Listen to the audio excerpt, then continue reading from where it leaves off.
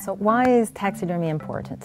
It's important for many reasons. One, it is a cultural artifact. We don't do taxidermy anymore in museums. We now have what we call research specimens, so natural history museums will collect, say, the teeth, the skeleton, the skin, but they will not mount the animal, so we don't have mounted beavers like this anymore. Hence, the reason why we would want to keep those specimens, because we don't produce them anymore.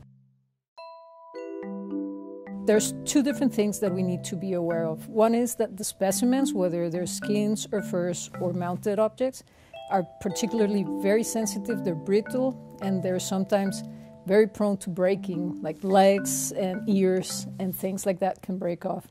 So the handling of them needs to be quite careful and very well planned. And the second part that is very critical in handling any taxidermy is the fact that when they were prepared, a lot of chemicals were used in preparation. So in many of the mammals and the birds, soaps with arsenic and mercury were used.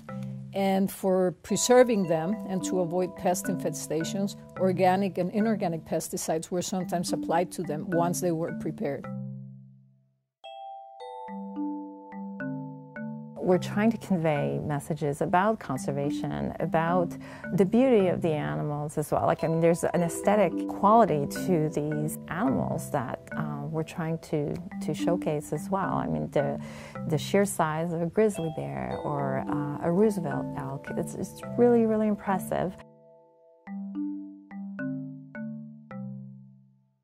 So one of the things that you should do is, if you have any taxidermy at home, is make sure that it's not close to pets and children and young children who tend to want to cuddle the animals and want to pet them. And make sure that if you're cleaning them, you are not creating more dust than you should. So it is not recommended that you agitate the fur or that you agitate the feathers in the taxidermy, because most of the arsenic compounds and the mercury salts are usually close to the skin. And when you're moving the fur, one of the things that happens is it starts migrating towards the exterior of the hairs, so it becomes much more dangerous. So another reason why taxidermy is important is that, unfortunately, there are species that are extinct, so they do not exist anymore. They've disappeared because of human activities and misuse of nature.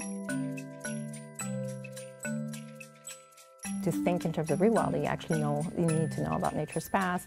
And again, the museums sometimes have those answers in their collections of natural history.